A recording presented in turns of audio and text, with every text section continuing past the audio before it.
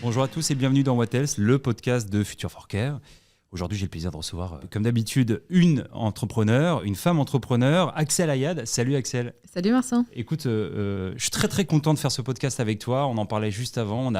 On a la chance d'avoir plein d'invités extraordinaires. On s'est dit avec l'équipe, tiens, il faut qu'on commence à inviter des gens avec qui on a commencé à partager des choses. En l'occurrence, tu fais partie de Future for Care, de la grande famille depuis le début. Ça faisait un moment déjà que j'avais envie de te challenger sur plein de points qui font partie de ta roadmap, et je me suis dit tiens, on va profiter de prendre les micros pour faire ça, mais de manière tout à fait sympathique si tu l'acceptes. Allons-y. Mais avant ça, alors toi qui as déjà écouté des podcasts, tu le sais, on aime bien démarrer un peu différemment des autres podcasts. D'habitude, on demande à l'invité de se présenter quand il arrive dans un podcast. Ici, on fait différemment. Si tu l'acceptes, je vais te présenter et je te laisserai compléter. Allez, c'est parti. C'est parti. Alors Axel, et je me raccroche à mes notes évidemment, si je devais te qualifier en un mot, je dirais que tu es engagé. C'est ce que je pense de toi pour te côtoyer depuis maintenant 1 an. C'est aussi ce que pensent les gens qui m'ont parlé de toi. Ça vient certainement de ton histoire, celle d'une patiente atteinte d'endométriose qui décide d'agir pour faire évoluer le système de soins. Pour impacter positivement son quotidien, évidemment, en premier lieu, mais surtout et aussi finalement à l'arrivée, celui de centaines de milliers, si ce n'est à terme millions d'autres patients. Cet engagement, je le vois de façon multiple, on va en parler. Je vois 3 mots autour de cet engagement. La réflexion d'abord, avec le think tank que vous avez lancé avec d'autres entrepreneurs et d'autres profils qui s'appelle Atelier Mercure, on pourra en parler aussi. Le deuxième mot, c'est le partage à travers les différents livres que tu as pu écrire, 2 si je ne me trompe pas. Et puis enfin, l'action, ça c'est le gros morceau de ton engagement, l'action via Mapato, ton entreprise qui détonne de par ta vision, qui est assez à contre-courant finalement du marché. Et ça, j'ai évidemment envie d'en parler en détail avec toi, ta façon de voir, la façon de se financer aujourd'hui, la façon d'organiser un collectif, plein de points de manière générale qui font que voilà, tu es quelqu'un que je qualifierais d'engagé. Les entrepreneurs en santé oublient souvent, parfois, en tout cas, le but premier de ce que c'est de faire de l'e-santé, à savoir servir le patient. Je pense que tu es un peu l'antithèse de ça, une patiente entrepreneur résolument au service du patient. C'est ça que je perçois depuis le départ. Voilà, c'est tout pour moi. Est-ce que tu veux compléter ? C'est flatteur. Non, mais écoute, je pense que tu as bien détaillé mon profil. Effectivement, je peux dire que je suis quelqu'un de très engagé au quotidien. Je te propose, avant qu'on prenne le fil et les choses dans l'ordre, peut-être que tu expliques le cœur du réacteur, le cœur de ton quotidien qui est Mapato. Qu'est-ce que c'est Mapato et qu'est-ce que vous faites ? Alors, de façon très simple, Mapato, c'est une plateforme pour les malades à vie, donc les malades chroniques et leurs proches, qui leur permet de trouver des annuaires de professionnels de santé par pathologie. Donc ça, c'est vraiment notre cœur de métier, c'est de gérer des bases de données de médecins qui ont été recommandés par des associations de patients. Donc on est seul aujourd'hui à proposer un moteur de recherche sur lequel on ne va pas chercher un gynécologue. Nous, on va chercher endométriose et ça va nous donner des gynécologues, des centres experts, des radiologues, etc. Donc ça, c'est vraiment notre cœur de métier. Puis à côté de ça, on a d'autres fonctionnalités. On a toujours réfléchi à quelles étaient les difficultés que rencontraient les patients. Et en fait, il y a une difficulté, c'est de trouver de l'information de qualité. Parce qu'il y a énormément d'informations sur les pathologies et pas forcément des éléments qui sont facilement compréhensibles, partageables avec ses proches.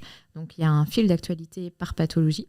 Et puis, on a plein d'autres fonctionnalités qui vont arriver sur la fin d'année et à l'avenir, et toujours à cœur d'aider le patient dans son quotidien.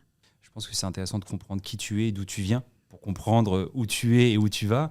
Est-ce que tu peux nous en dire plus sur toi, sur ton histoire, qui tu es, très brièvement ? Alors, donc moi je suis néo-entrepreneuse. Je suis vraiment tombée dans la santé en tant que malade. Donc j'ai fait... D'où je viens, c'est assez significatif. Moi, je viens d'un milieu défavorisé. J'étais en ZEP. Et c'est 6 mois avant les orientations pour les études supérieures où j'ai découvert ce que c'était qu'une prépa. Donc aujourd'hui, ça paraît déconnant vu là où je suis et des personnes qui m'entourent aujourd'hui. Mais il y a encore 10 ans, je ne savais pas ce que c'était. Et donc, j'ai une professeure de philosophie qui a dit à ma mère pendant une réunion parents-prof, mais vous savez, votre fille, à part aller à la fac, elle pourrait faire une prépa. J'ai dit, mais qu'est-ce que c'est ? En fait, c'est comme un lycée, c'est 2 ans de plus, c'est très généraliste, et comme ça, vous n'avez pas besoin de choisir votre orientation, et vous allez vous retrouver avec tous les bons élèves, vu que vous êtes la meilleure élève du lycée. Donc voilà, je commençais déjà à connaître le syndrome de l'imposteur, donc j'ai dit, ok, allons-y.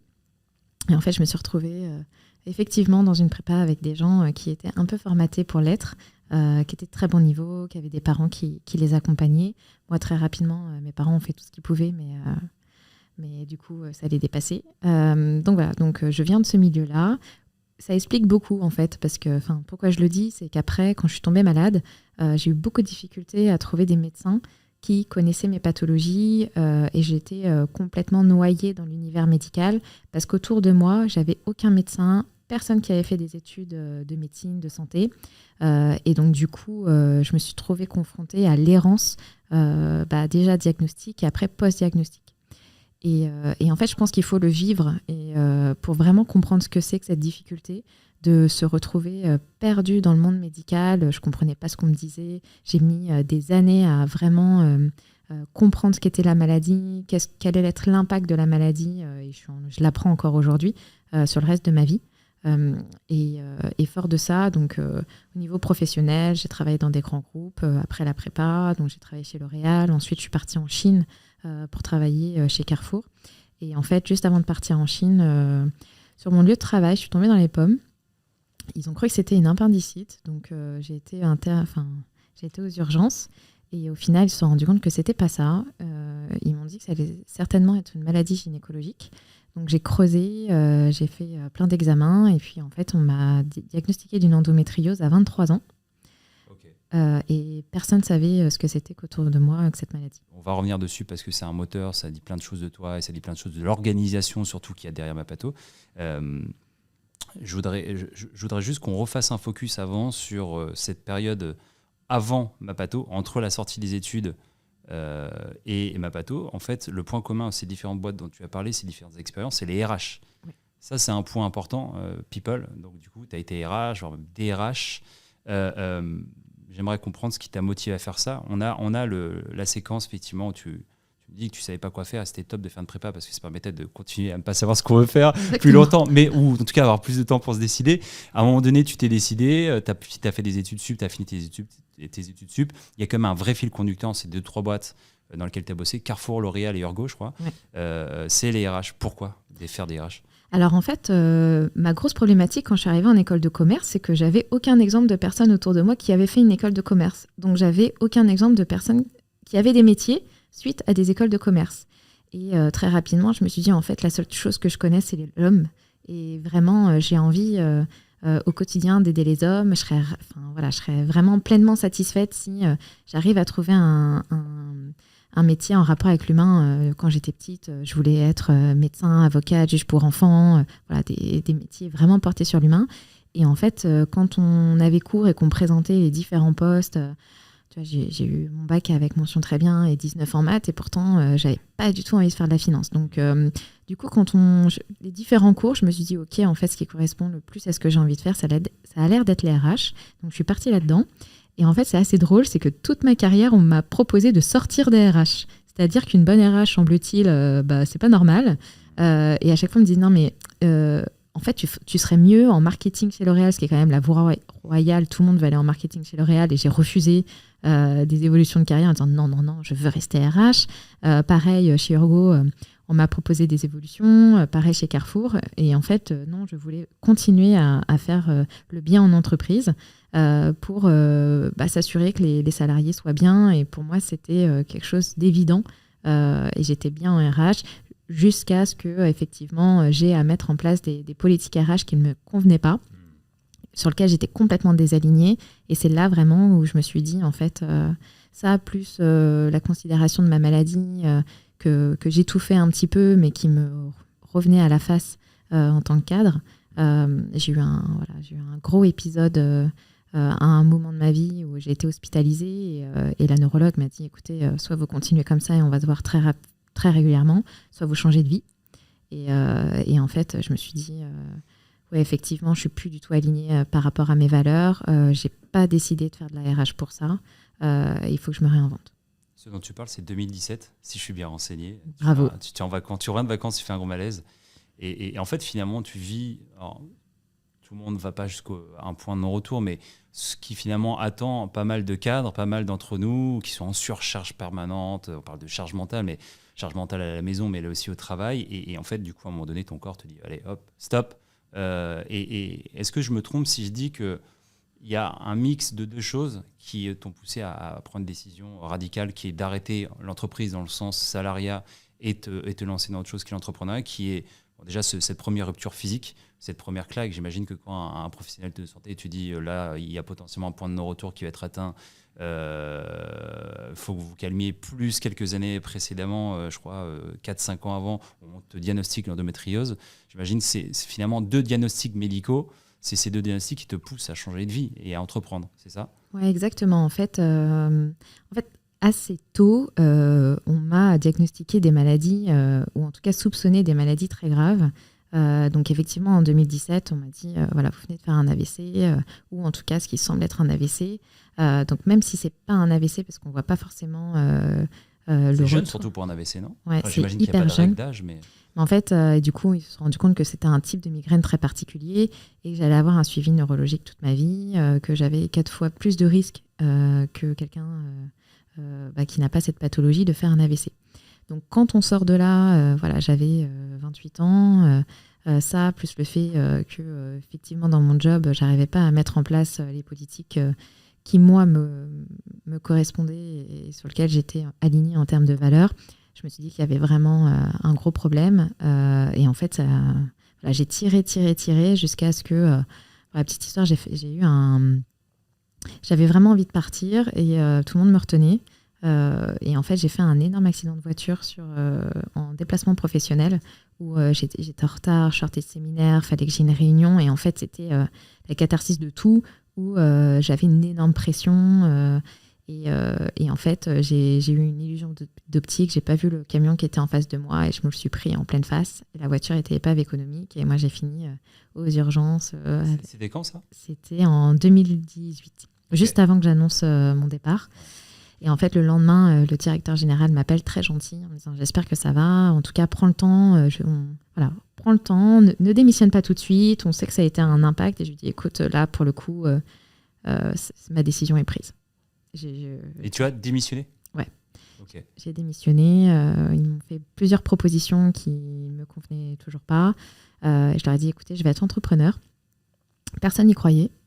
Tout le monde m'a dit, mais non, on sait que tu es bonne RH, mais voilà, on ne sait pas tes capacités. Tu as une skill, mais tu n'as pas forcément tous les autres skills qui vont avec. Ouais, exactement. Finance, marketing, les fameuses dont tu as parlé avant, etc., etc. Le commercial, le business, la stratégie, etc.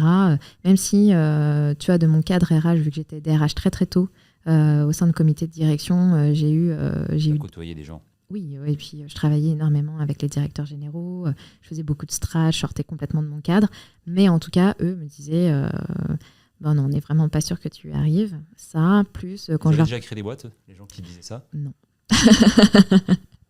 non, mais en fait, c'est mes parents vraiment qui m'ont soutenue en disant, écoute Axel, si tu le sens. Et en fait, c'était effectivement concomitant parce qu'il y avait cet épisode-là médical et cette prise de conscience au moment de cet accident. Et le fait aussi que, en fait, je galère de mon côté à trouver des médecins. Et je me suis dit, c'est quand même fou. Si tu veux entreprendre, Axel, c'est là-dedans.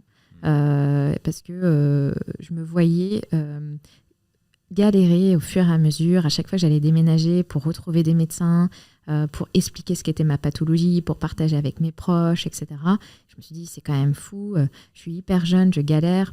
Alors que je suis en train de monter quand même dans la pyramide sociale et j'ai toujours autant de difficultés. Je vois qu'il y en a qui en ont beaucoup moins et c'est quand même une grosse inégalité aujourd'hui qui existe, qui est l'accès aux experts médicaux. Et donc là, en fait, c'était les 2 routes qui se sont rapprochées. Et j'ai dit à mes parents, écoutez, là, je sais que ça paraît complètement fou, vu tout mon parcours, de quitter un CDI bien payé, une bonne place, dans une belle entreprise, pour tout claquer et repartir de zéro, de quelque chose que je ne connais pas, mais j'ai vraiment envie de porter ma pierre à l'édifice. Et en fait, je pense que effectivement, quand on te met une épée de Damoclès en te disant, écoute, potentiellement demain tu peux faire un AVC et que tout s'arrête, tu vois les choses complètement différemment. Et j'avais pas de temps à perdre, quoi. Ça m'amène à 2 questions. La première, ils font quoi tes parents dans la vie ? Alors, ma mère, ils sont tous les deux retraités maintenant. Donc, ma mère était employée aux impôts. Et mon père était ouvrier, puis a fini contremaître donc à l'usine. Donc, comme quoi, il n'y a pas que des entrepreneurs qui font des entrepreneurs. Ils avaient un mindset à t'encourager. C'est super intéressant parce que, mine de rien, l'entourage a quand même une place décisive. Il y a plusieurs entrepreneurs qui nous ont partagé un peu la place de leur famille et la place de leur entourage dans leurs décisions. Et en fait, on se rend compte qu'en fait, ce sont des flèches, des gens qui ont été loin, mais aussi parce qu'il y avait un élément total avec des proches. Et de ton côté, j'imagine que ça a joué aussi. Écoute, j'en parle pas souvent, mais moi, j'ai connu un divorce pendant la boîte. Et en fait, je me sentais complètement coupable. Je me disais, mais en fait, je vais aller trop vite. Et effectivement, les proches qui me soutiennent pas, comme mon ex-mari. Quand tu dis que tu as connu un divorce, c'est-à-dire ? Moi, j'ai divorcé. Toi, tu as divorcé ? Ouais, j'ai divorcé. J'étais mariée depuis 2015. Ok. Et en fait, du coup, je me sentais pas soutenue. Ouais. Je pense que c'était pas forcément l'image de la femme que mon ex-mari imaginait. J'étais plus assez disponible. Donc moi, je vivais en Normandie. J'étais toute la semaine à Paris, énormément sollicitée, etc. Et en fait, quand je revenais en Normandie le week-end, j'étais complètement déconnectée. Tu étais déjà entrepreneur ou c'était juste j'étais juste. Ça faisait 1 an que j'avais créé la boîte. Ça commençait à bien prendre, ça a accéléré. Ouais, ça faisait même pas 1 an, tu vois, ça faisait 6 mois. Ouais, 2019, où là, je me suis dit, en fait, j'ai l'impression de mener 2 vies. J'avais l'impression d'être schizophrène entre ma vie que j'adorais la semaine, intellectuelle, dans l'action et dans la réflexion, avec le think tank, etc., mes livres, etc. Et je rentrais le week-end et en fait, ça suivait pas. Ça suivait pas. Et en fait, je m'en voulais énormément. Parce que c'est un sujet, franchement, j'ai cherché. Je me suis dit, j'ai cherché entrepreneur, divorce, etc. Est-ce que je suis pas allé trop loin ? Est-ce que finalement... en fait, j'imagine que tu prends le problème par les 2 bouts. C'est-à-dire, est-ce que le problème est l'entreprise vis-à-vis de mon couple ? Ou est-ce que le problème, c'est mon couple vis-à-vis de l'entreprise ? Et à un moment donné, il faut choisir. On a tout le temps des belles success stories. C'est vrai que c'est ton cas intéressant parce que on a tout le temps des entrepreneurs qui nous parlent de leurs conjoints, de leur famille, etc. Et je pense que les choses, vous ne m'en voulez pas si je dis ça, mais elles sont un peu lissées parce qu'effectivement, il y a un équilibre parfait, etc. Il y a une autre réalité aussi, c'est qu'en fait, l'entrepreneuriat, on y pense le matin, le midi et le soir. Et puis surtout, si on rencontre des gens avant d'entreprendre, on change. Et donc, ça peut amener aussi à un désalignement total. Exactement. Et moi, pour le coup, moi, j'étais en couple depuis 15 ans. Donc, tu vois, c'était mon amour de jeunesse et on s'est toujours suivis. Et là, ça a été vraiment... autant les planètes étaient alignées jusque-là. Et en fait, c'est en discutant avec d'autres personnes qui m'ont dit « Mais attends, Axel, on a tellement d'histoires d'entrepreneurs femmes dont le mari, en fait, ça le fait pas. Et à un moment, effectivement... c'est pas la représentation de la femme. C'est effectivement assez masculin. De prendre On le voit dans les chiffres encore aujourd'hui, le nombre de boîtes créées, etc. Exactement. Et du coup, je voulais pas arrêter. Enfin, pour moi, j'avais trouvé ma voie, je m'éclate aujourd'hui, et c'était un gros questionnement de dire, est-ce que je continue dans mon TGV et j'y vais, et effectivement, qui même me suivent en fait, ou est-ce que je ralentis, mais sauf que si je ralentis, je vais dépérir à petit feu. Et du coup, moi, j'ai pris le risque de prendre le TGV. Et bon, aujourd'hui, message positif, je suis très heureuse avec un entrepreneur. Je pense que c'est ça aussi qui fait la différence. Tu es avec un entrepreneur aujourd'hui. Ouais. Okay. Et je pense que, effectivement, entrepreneur, il y a plein de questions qui ne se posent pas sur l'implication, les horaires, les dîners, les déjeuners, les vacances écourtées, le PC full-time, même si on a cette impression de grande liberté. Et effectivement, je gère mon agenda et c'est beaucoup plus simple pour mes rendez-vous médicaux. Mais on a la tête tout le temps prise et effectivement, c'est compliqué de laisser l'entreprise à la sortie. La liberté, c'est le fait de pouvoir choisir ce qu'on veut. Tu peut-être sous emprise ton ordinateur, mais tu l'as choisi. C'est ça. Exactement. Et je choisis avec qui je travaille, sur quel sujet, le quotidien, comment... Typiquement, c'est très important pour moi, les politiques RH que j'ai mis en place dans l'entreprise. Je suis en train de créer la boîte dans laquelle j'aurais adoré bosser, en fait. Donc, ça, c'est un kiff ultime. Mais effectivement, pour rebondir sur la partie alignement et importance de la famille, c'est vrai que ça peut clasher à un moment. Et c'est vrai que c'est des moments difficiles dans l'entrepreneuriat sur lesquels on ne parle très peu, mais finalement qui sont des vrais moments de vie et qui, semble-t-il, sont énormément partagés par les femmes entrepreneurs. La clé, c'est la communication. En parlant d'entourage, l'idée t'est venue, mais tu t'es associé. Pierre-Emmanuel, qui est ton associé, qui est CPO. Comment s'est fait de la rencontre? Ça m'intéresse vraiment qu'on parle de cette phase-là, parce que d'association et les débuts, parce que quand on écoute les entrepreneurs parler, très souvent, ils parlent de l'idée, l'élément déclencheur. Toi, en l'occurrence, c'est l'accumulation d'un certain nombre de faits. Et puis après, on parle de la success story, ou en tout cas de la machine qui marche bien, à savoir Mapato, le nom d'utilisateur, etc. Mais entre deux, il y a cette période où tu as l'idée. Maintenant, tu n'as pas les compétences techniques. Il faut trouver un associé, il faut trouver un tas de choses. Tu peux nous en parler? Et en premier lieu, ton association. Ouais, alors on était 3 au départ. Ok. Donc effectivement, moi, donc j'ai l'idée, donc je le formalise, lutter contre l'errance post-diagnostic. Et effectivement, très rapidement, je me dis, je suis pas graphiste, je sais pas créer un site internet, je suis pas CTO, enfin, je savais même pas ce que c'était qu'un CTO à l'époque. Et en fait, donc la petite histoire, c'est que Pierre-Emmanuel, on se connaît depuis très longtemps parce qu'on vivait dans la même maison en Chine. C'est-à-dire qu'on vivait dans une lane, c'est des petites maisons, et en fait, j'étais au premier étage et lui au deuxième étage. Donc, je connaissais très bien sa femme qui était mon amie, et je savais qu'il était rentré en France. Je suis partie le voir en disant, écoute Pierre-M, j'ai vraiment besoin de toi. Il est directeur créatif, designer, et je lui ai dit, j'ai besoin de toi pour au moins le début. J'ai besoin d'un logo. Je vais vraiment pas te demander beaucoup de temps, maximum une journée par semaine. Mais j'ai vraiment besoin de toi pour créer toute l'identité, vu que je veux créer un site en B2C. Donc il m'a dit ok, j'ai pas énormément de temps parce qu'à l'époque il était sur un autre projet, mais la santé, j'y connais rien, c'est pas voilà. Toi c'est effectivement ton sujet, mais c'est pas le mien, donc je te donne un coup de main et on verra. Ça le transcendait pas? Non, en fait, le sujet d'à côté c'était du parfum. Lui il travaille beaucoup sur les marques, l'identité de marque, le rachat de vieilles marques, etc., pour les remettre au goût du jour. Moi, j'arrive avec mon sujet, tu vois, qui est santé, vu de loin, tu dis santé, soins, hôpital, machin, c'est pas sexy, quoi. Non, c'est vrai que c'est pas sexy, quand tu es malade, ce qui est déjà une partie de ta vie, de faire ça 100%, c'est assez particulier. Mais bon, son papa était malade, donc il était néanmoins concerné et sensible à ça. Et puis il y avait et du coup sur la partie CTO, j'ai contacté le directeur technique que j'avais recruté chez Urgo à l'époque, et je lui ai dit vas-y Thomas, j'étais beaucoup trop payé chez Urgo, donc je suis sûre que tu ne viendras pas. Mais par contre, est-ce que tu as des potes qui seraient intéressés? Et il m'a mis en contact avec quelqu'un, Ludovic, qui a travaillé avec nous pendant 1 an. Et en fait, Ludovic est parti au Mexique, et ça ne le faisait plus en termes de communication. Nous, en fait, ça a très bien fonctionné pour le POC. On a lancé un premier site internet qui nous a permis d'aller voir le ministère, les ordres professionnels, les associations de patients.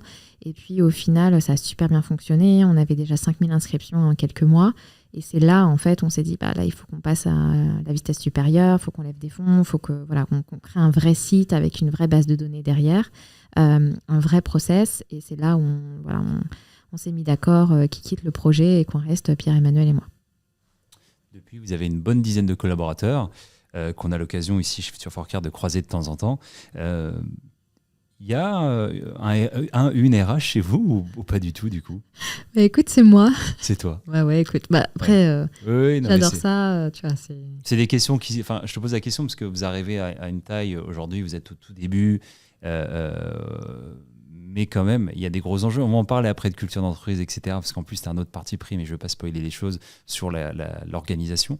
Mais ça m'intéressait de savoir, effectivement, je t'avoue que j'avais regardé l'organisation. Je sais que tu es hyper sensible au bien-être de tes collaborateurs. Je me suis demandé si tu avais mis quelqu'un sur le coup ou pas.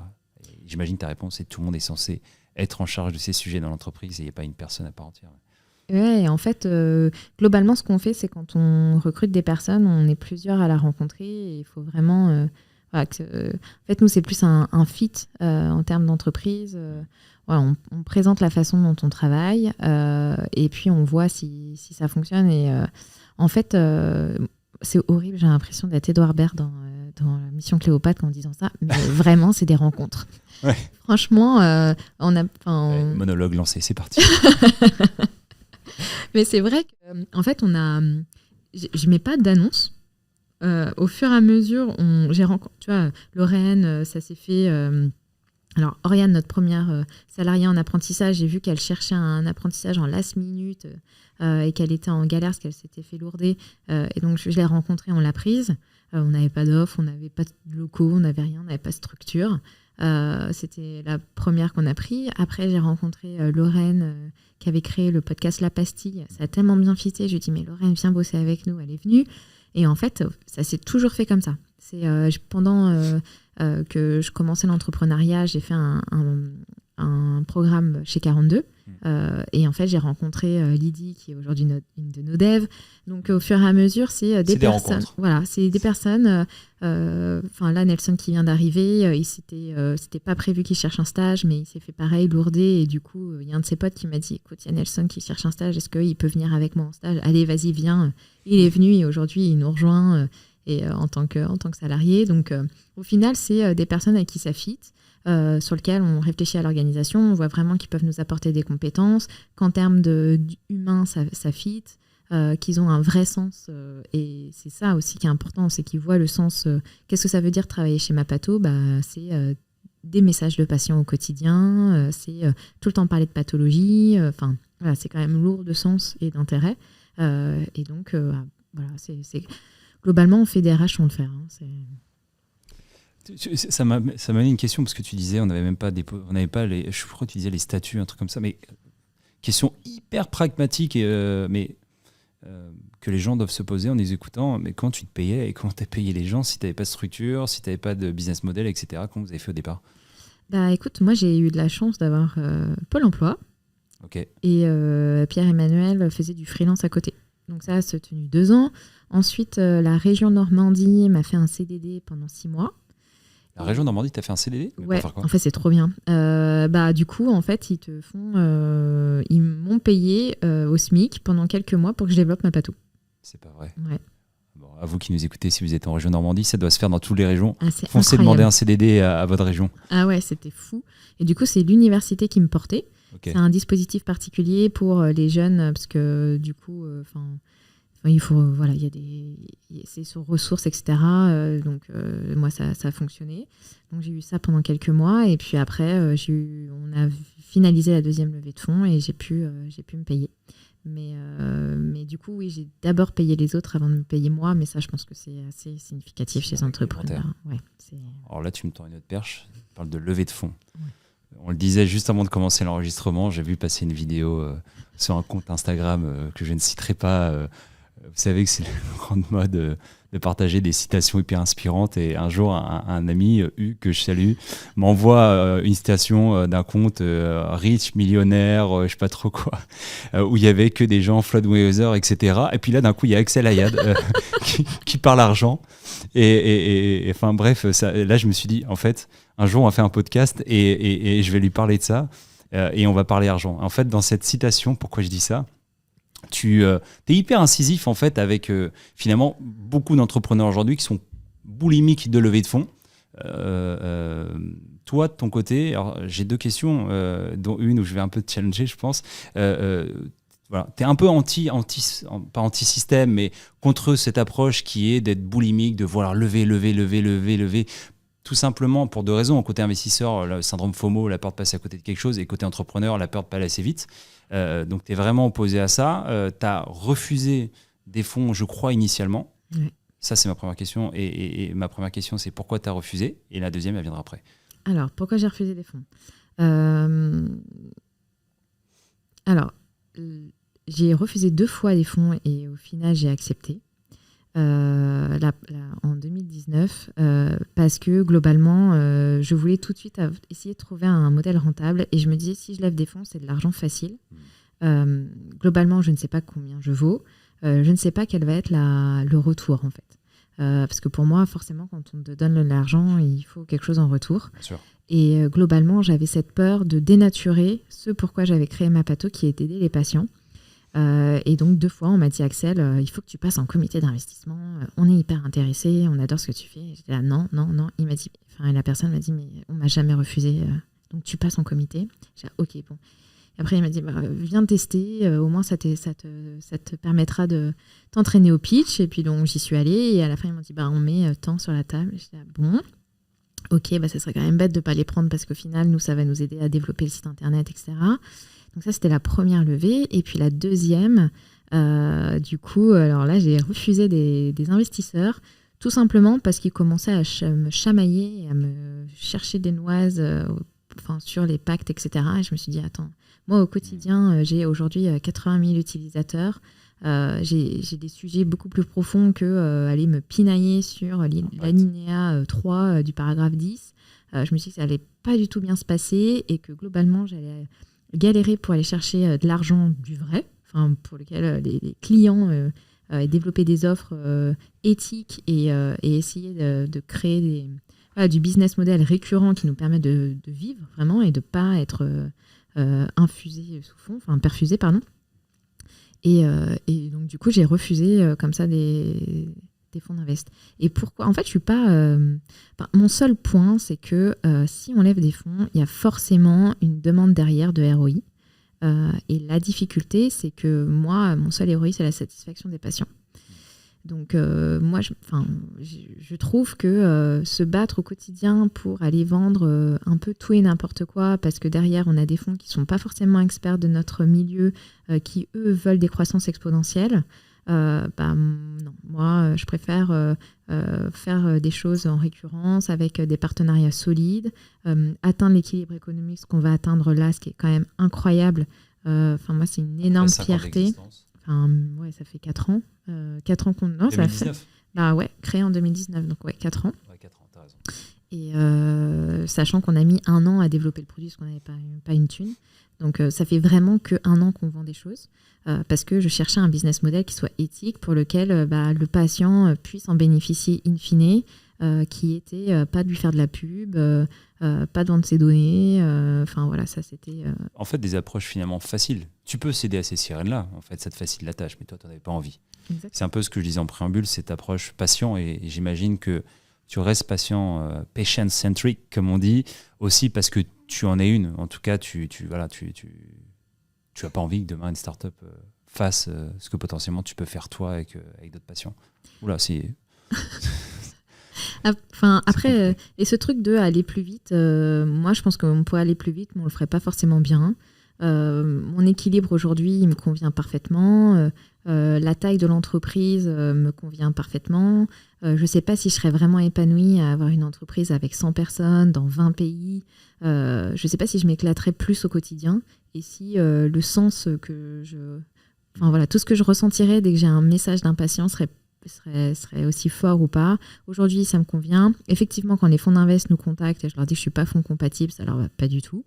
Mais parce que en fait, c'est un rapport de force étonnant. C'est exactement ce que te disait l'investisseur tout à l'heure, que tu expliquais tout à l'heure, c'est on ne me refuse pas. En fait. Je pense qu'il y a un rapport de force aujourd'hui très étonnant entre les investisseurs et les entrepreneurs. Et là, tu as une entrepreneur qui te dit, qui te traite normalement, en fait, comme un être humain. Et... En fait, je leur dis, qu'est-ce que vous allez m'apporter ? C'est globalement au-delà de l'argent, mais l'argent, on peut le trouver autrement. C'est quoi qu'est-ce que vous allez me demander en échange de cet argent ? Quelles vont être nos relations ? Moi, je le redisais aujourd'hui à l'équipe. Aujourd'hui, on a la chance de pouvoir choisir nos clients. C'est-à-dire que des clients qui sont tatillons, qui n'ont pas le bon mindset, qui ne sont pas sympas, qui nous ferment des portes, qui sont très fermés, c'est pas grave, on ne travaille pas avec eux. Il y en a plein d'autres. Globalement, notre sujet est tellement lourd au quotidien qu'on ne va pas s'emmerder avec ce type de relation. Tout ce qui est toxique, on l'évite. Les gens méchants, comme on les appelle, on les évite au maximum pour se focuser sur le positif parce que notre sujet est tellement lourd et fort de sens qu'on ne peut pas se rajouter de poids. Donc, après, on n'est pas fermé à faire des levées de fonds, mais moi, j'aimerais... Mon rêve, ça serait de faire une levée de fonds 100% collaborative avec un prêt à la banque collaborative, c'est-à-dire que ce sont les épargnants qui décident de prêter leur argent, d'avoir un KissKissBankBank énorme avec des business angels. Là, oui, parce que derrière, c'est des humains, c'est du collaboratif. Mapato, au tout départ, avec Pierre-Emmanuel, on avait 1 000 € à tous les deux et on a fait un KissKissBankBank. Et c'est le collaboratif qui nous a fait vivre. Et ça, d'aller chercher des fonds humains, ça me plaît. Ça te plaît. J'en arrive quand même à la deuxième question. Tu as levé, alors je ne sais pas si c'est une fois ou plusieurs fois, mais 1,2 million, c'est ça ? Oui. Oui, donc tu as fini quand même par lever des fonds, et en montant qui quand même, mine de rien, pas déconnant, 1,2 million, enfin on parle de millions d'euros. Je ne sais pas si c'est une bonne question de te demander ce qui t'a fait changer d'avis, parce que est-ce que finalement tu as changé d'avis, mais qu'est-ce qui t'a décidé, qu'est-ce qui s'est passé pour que finalement tu lèves des fonds, si ce n'est avoir besoin d'argent évidemment. Ouais, alors en fait on n'avait pas trop de choix parce qu'on s'est rendu compte à un moment que si on voulait proposer une offre plus ouverte en termes de nombre de pathologies, parce qu'en fait, le truc, on recevait énormément de sollicitations de patients et d'associations qui nous disaient « Ah, mais je cherche un médecin à tel endroit, dans telle pathologie, etc. » Et en fait, on s'est dit « Il faut absolument qu'on développe des briques tech. Il faut qu'on ait notre propre intelligence artificielle qui nous permet d'aller beaucoup plus vite dans le traitement des recommandations. Et donc, on a levé des fonds pour développer notre IA. C'est pour recruter des gens capables de le faire, ou comment ça s'est passé le développement de cette IA ? Exactement. Donc, on a recruté des gens capables de le faire et on s'est associé à des partenaires extérieurs, spécialistes de l'IA, avec lesquels on a travaillé. Et donc, on a créé notre IA qui s'appelle Iago, comme le petit perroquet dans Aladdin. Pour le IA, intelligence artificielle, Ego, on y va. Donc ça rend beaucoup plus humain quand au lieu de parler de notre logiciel, on dit Iago en interne. Et en fait, Iago, il nous permet de collecter beaucoup plus rapidement les recommandations qui arrivent, de vérifier la véracité, d'avoir cette analyse de sentiment pour savoir si c'est plutôt du positif, plutôt du négatif, parce qu'on les traite pas du tout de la même façon. Et derrière, de vérifier que c'est un médecin, qu'il a un RPPS. Ensuite, ça nous permet d'avoir toute la chaîne de valeur et de contacter ce médecin pour vérifier ces informations. Et tout ça, avant, on le faisait à la mano. Et l'objectif, c'est que si on veut aller plus vite, si on veut être disponible dans différents pays, parce qu'on a beaucoup de Français qui nous demandent de proposer la même chose dans d'autres pays, il fallait qu'on s'équipe. Et en fait, je l'ai vraiment fait pour ça. Et ça, tu considères que c'est le cœur du réacteur, cette IA, tout simplement parce que, en fait, je retiens deux grandes verticales chez vous. Il y a ce qu'on va appeler de manière vulgaire le catalogue de professionnels de santé, et de l'autre côté, le catalogue de contenu. Là, tu nous parles beaucoup de la partie finalement professionnelle de santé. L'IA développée pour ça, c'est une double question. Est-ce que c'est ça le cœur du réacteur ? Et est-ce que le côté contenu, il y a aussi un pendant en termes de machine learning, d'IA, pour matcher les contenus avec tes utilisateurs, ou est-ce que finalement c'est juste du matching classique où je tape un mot-clé et les contenus adaptés ressortent ? En fait, tu as des algos derrière. Donc, tu as l'IA pour Iago qui nous permet de traiter plus rapidement. Donc, pour moi, la techno, c'est une brique pour aider l'humain à aller plus vite.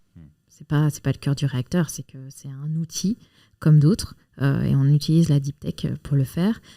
Et après, on utilise des algos qui nous permettent de personnaliser ton accès, c'est-à-dire que ton compte Mapato ne sera pas le mien, parce qu'on n'a pas les mêmes pathologies, nos proches n'ont pas les mêmes pathologies, et on a développé un outil qui permet de créer un parcours de soins partout en France, selon les recommandations de la Haute Autorité de Santé, c'est-à-dire que moi, je pars à Nice, j'ai une endométriose, je tape endométriose, mon adresse à Nice, et là, on me crée en 2 clics mon équipe de santé avec un gynécologue, un radiologue, le centre expert, etc. Et ça n'existait pas. Donc là, on a besoin d'algo et d'arbres de décision derrière.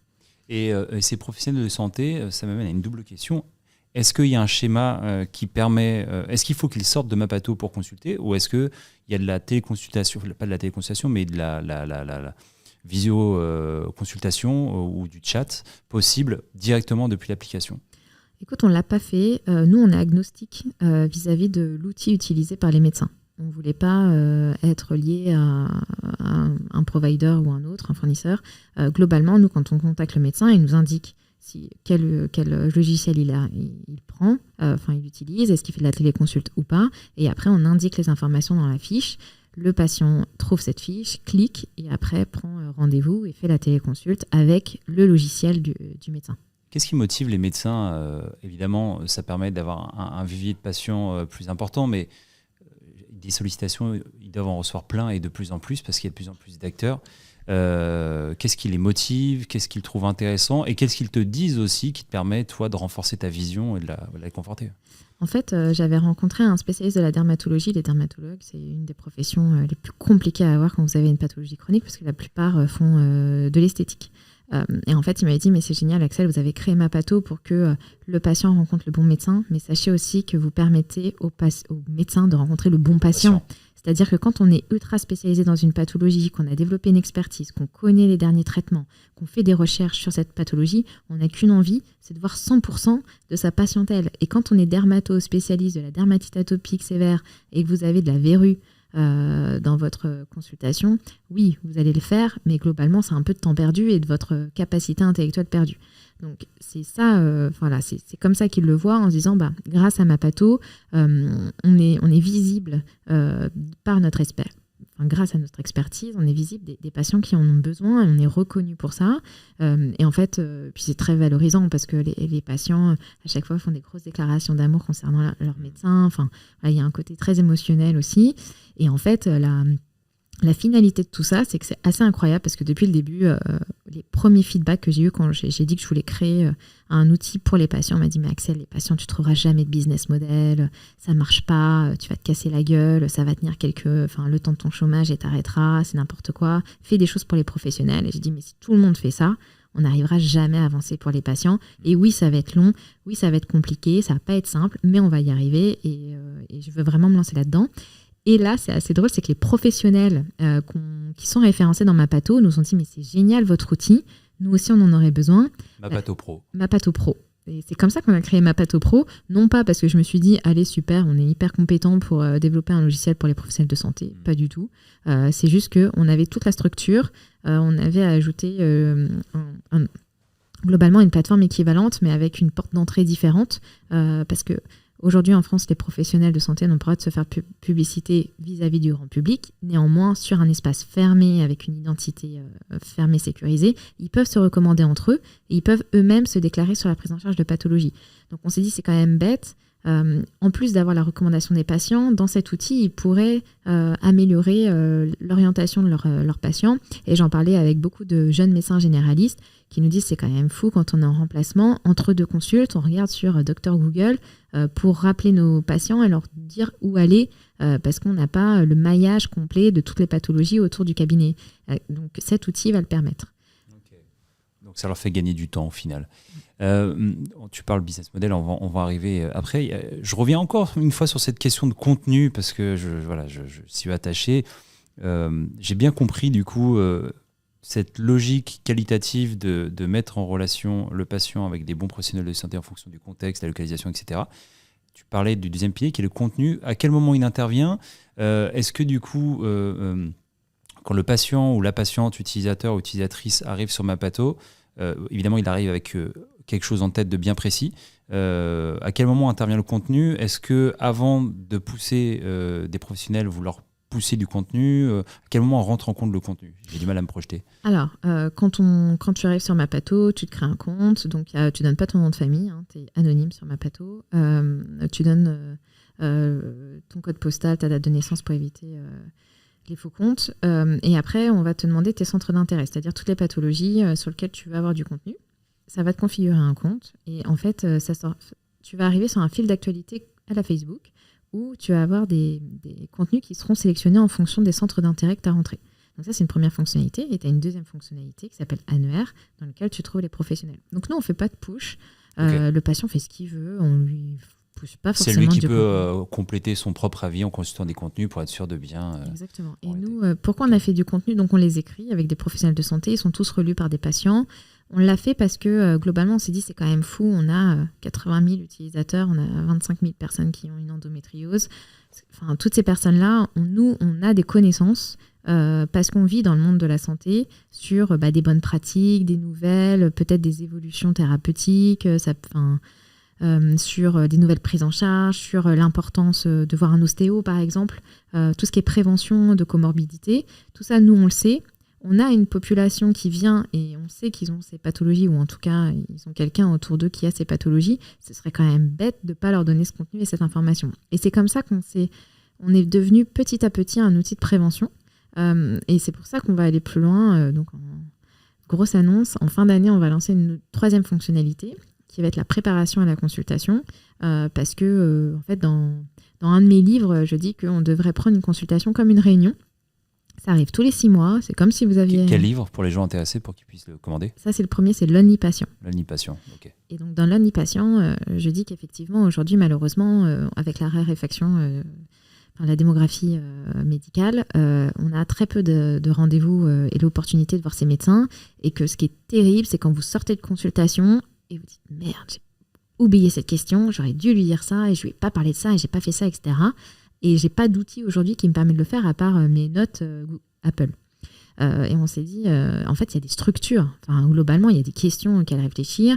Il y a, est-ce que j'en ai parlé à mon conjoint? Est-ce que mon entourage a des questions? Est-ce que j'ai des difficultés avec mes traitements, etc. Et donc, on a préparé tout un questionnaire, un formulaire qui va aiguiller le patient. Il répond pas. Hein. Mais en tout cas, quelqu'un qui veut se préparer ou qui a un adolescent qui est épileptique et qui va aller chez un neurologue, du coup, prendre le temps avec l'adolescent pour vraiment poser les choses, poser toutes les questions, se préparer, avoir les idées claires. On l'a préparé avec des professionnels de santé qui ont dit, mais si on reçoit ça dans la petite partie Doctolib, partager des documents, c'est génial. De bien préparer le rendez-vous. Parce que du coup, le médecin sait exactement pourquoi le patient vient. Et en post-consultation, du coup, on pourra faire un compte-rendu pour se rappeler vraiment ce qui a été dit, quels sont les nexes, etc. Et on pourra aussi compléter selon ce qu'on appelle des PREMS pour savoir comment s'est passée la consultation. Je ne comprends même pas que ce ne soit pas la norme. Quand tu vois qu'un rendez-vous moyen Doctolib dure 10 minutes, tu passes 8 minutes à expliquer ce que tu as et ta demande et 2 minutes à avoir un diagnostic.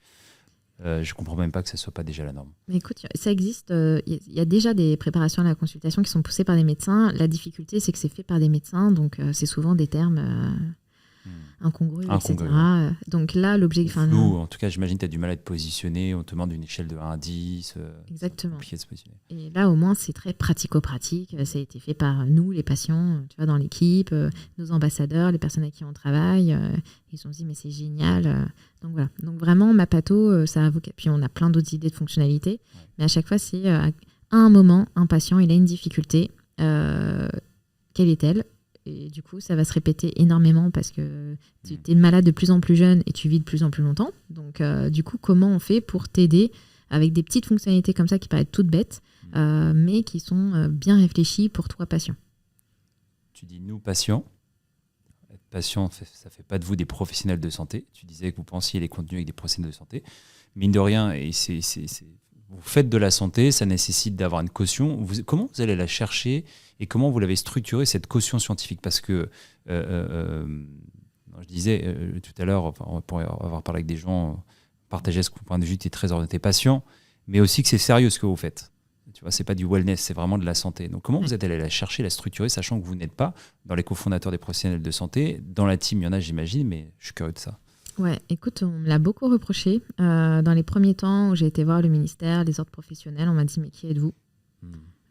Globalement, vous êtes une patiente militante, mais ça ne fait pas de vous un professionnel du monde de la santé. Donc, effectivement, après, syndrome de l'imposteur, j'ai énormément appris. J'ai énormément lu. Tu t'es rendu compte de ça au bout de combien de temps ? Très rapidement.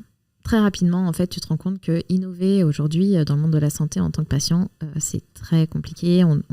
Aujourd'hui, l'expérience patient et l'expérience du patient n'est pas reconnue comme l'expérience professionnelle. Et donc, tu dois très rapidement t'entourer. Heureusement pour moi, on a rapidement créé un conseil scientifique. Donc, j'ai eu plein de personnes qui m'ont dit « mais c'est génial ce que vous faites ». Vraiment, au-delà des associations qui étaient à fond, on a eu aussi beaucoup de professionnels qui nous ont dit « mais c'est ça en fait ». Effectivement, aujourd'hui, on a de grosses difficultés dans l'orientation des patients. Donc, on a constitué un conseil scientifique. Après, on a constitué des groupes d'experts par pathologie, ce qui nous permet aujourd'hui d'être entourés de dizaines de professionnels de santé et du coup d'avoir une belle caution et des super nouvelles qui arrivent sur la reconnaissance institutionnelle de Mapato. Est-ce qu'on peut parler de cette reconnaissance ou pas, sachant que l'épisode que nous enregistrons aujourd'hui au mois d'octobre sortira au mois de novembre donc, si tu nous autorises à en parler, parce que je crois qu'il y a une annonce qui va être faite, mais qui n'est pas encore publique au moment où on enregistre, mais qui est quand même significative et je trouve ça dommage de ne pas en parler, qui est donc Mapato intègre le catalogue de Mon Espace Santé, le carnet numérique de l'assurance maladie. Qu'est-ce que ça change pour vous ? Ça change tout parce que globalement, c'est une reconnaissance institutionnelle, ça nous reconnaît comme d'intérêt public. On a dû, ce référencement est très long, très compliqué, il y a plus de 150 critères. On est audité par le ministère, tout est regardé de fond en comble, il y a eu des modifications qui ont dû être apportées, il y a eu, du coup, une fois qu'on a fait tout tous ces critères et qu'on a montré patte blanche, on est passé en commission et on était, si je ne me trompe pas, 5 à passer en la première commission. Et tu sais combien de candidats à la base ? Ou combien de dossiers déposés ? Il y a plus de 150 dossiers en cours. Ah oui. Ouais. Donc vraiment, à la fin, là, à l'été, on était très très peu à avoir réussi à passer toutes ces étapes. Donc, pour dire à quel point c'est compliqué, et même des mastodontes ont eu beaucoup de difficultés.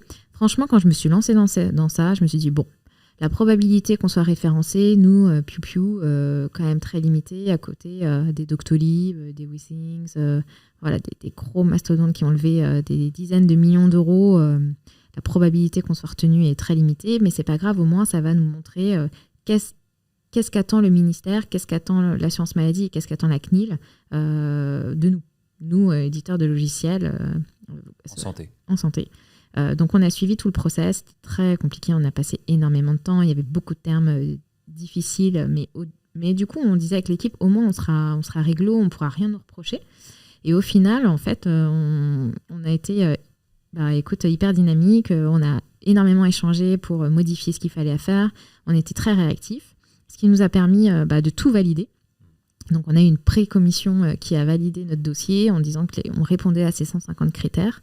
Et puis du coup on est passé en commission. La première commission, il y avait le directeur de l'assurance maladie, il y avait des représentants de France Asso Santé, une représentante de la CNIL. Donc c'était du lourd. C'est costaud. Ouais, les avis comptent. Voilà, c'est ça. Donc au moins, je me suis dit, s'ils pensent que Mapato sert à rien, on le saura tout de suite, quoi. Enfin, je pense qu'il y a rarement eu autant de personnes autour de la table pour discuter de mon projet. Donc allons-y. Et en fait, on a eu un retour positif et très positif en disant que, après j'ai eu des appels de l'assurance maladie qui nous a demandé comment ils pouvaient nous aider, à quel point on était utile, à quel point on était indispensable dans tout cet écosystème. Donc c'est quand même une reconnaissance de malade. Aujourd'hui, je pense qu'on sera une dizaine dans le catalogue, donc ça montre la difficulté d'arriver là et la robustesse. On a passé avant des audits pour des clients mutuelle, assurance, on parlera du business model, mais qui sont nos clients, qui sont compliqués. Mais moins que ça. Là, franchement, ça dépasse toute certification possible, quoi. Enfin, ce qui est tant mieux d'ailleurs. C'est rassurant d'ailleurs pour au final le bénéficiaire qui est le patient. Parce que je suis curieux de comprendre quand je te disais qu'est-ce que ça va changer, à la fois en termes de visibilité pour étendre le champ d'action, toucher plus de patients, et d'un point de vue économique, en termes de financement. Premier point, du coup, qu'est-ce qu'ils mettent à disposition pour être vu davantage ? Et deuxièmement, est-ce que ça veut dire que c'est une étape pour devenir un dispositif médical, ou en tout cas pas un dispositif médical, mais devenir bénéficier d'un remboursement ? Qu'est-ce que ça change concrètement ? Alors, en termes de visibilité, on va être directement dans l'application de tous les citoyens français, donc qui trouveront une nouvelle fonctionnalité qui va s'appeler catalogue ou service, dans lequel en fait les entreprises comme Mapato seront intégrées dans ce catalogue, et tout citoyen français qui ouvre mon espace santé pourra cliquer et arriver directement sur Mapato. Okay, génial. Donc, quand même, c'est incroyable en termes de visibilité. Après, on espère qu'il y aura des newsletters. Normalement, il y aura une publicité télévisée sur ce catalogue. Et donc, du coup, normalement, les gens vont... Pour Mapato. Exactement. Donc, en termes de visibilité, c'est énorme. En termes de reconnaissance étatique et institutionnelle, moi, Petit Axel, qui ai fondé ça il y a 4 ans sur mon expérience personnelle, qui, 4 ans plus tard, est appelé par une des directrices de l'assurance maladie pour nous remercier pour ce qu'on fait, c'est exceptionnel, etc. C'est incroyable. Et après, en termes de financement, non, ça ouvre rien du tout. Néanmoins, nous, ça nous a fait pousser des ailes. Et en fait, cette fameuse fonctionnalité de préparation à la consultation, en fait, on se rend compte qu'en fonction de ce qu'on va intégrer les patients, nous, on sera capable, si on travaille des algos, de pouvoir orienter le patient, ou en tout cas améliorer les diagnostics de comorbidité. C'est-à-dire qu'un patient diabétique de type 2 qui nous indiquera qui préparera à sa consultation, je bois 3 litres d'eau par jour, nous, c'est censé nous alerter. Et on s'est dit, soit on ne fait rien de ces informations, soit on se dit qu'on a quand même une grosse responsabilité et que, en fait, si on le fait bien, on est quand même censé pouvoir, grâce à ce type de message, pouvoir faire de la prédiction et de la prévention. Et du coup, ça, c'est du dispositif médical. Et on s'est dit, écoute, toutes nos briques sont là, on a été soutenus, tout le monde nous soutient pour notre activité, allons-y. J'avais jamais, il y a des entrepreneurs qui partent en disant je veux créer un DM. Alors moi, ça m'était jamais venu à l'idée. C'est vraiment parce que brique après brique, on en est arrivé là et que si on veut aller au bout, il faut qu'on soit dispositif. Donc là, ça nous emmène dans un projet à 3-4 ans, mais c'est grisant et en fait, c'est génial, quoi. C'est une nouvelle aventure. Bravo. Merci. Alors, quel est ton business model ? Tu parlais de complémentaire santé, d'assureur. Ouais. C'est-à-dire que tu es référencé aujourd'hui par certains assureurs qui, du coup, eux, payent à l'usage l'utilisation de leurs usagers, c'est ça ? Oui, alors ils ne payent pas à l'usage. En fait, on s'est posé la question, aujourd'hui, le patient, qu'est-ce qu'il paye pour éviter de le faire payer lui ? Et le patient, aujourd'hui, il paye une mutuelle. Et donc, on s'est dit, on ne va pas faire payer le patient, on va aller chercher l'argent qu'il paye déjà, on va aller directement voir les mutuelles pour s'insérer comme un service.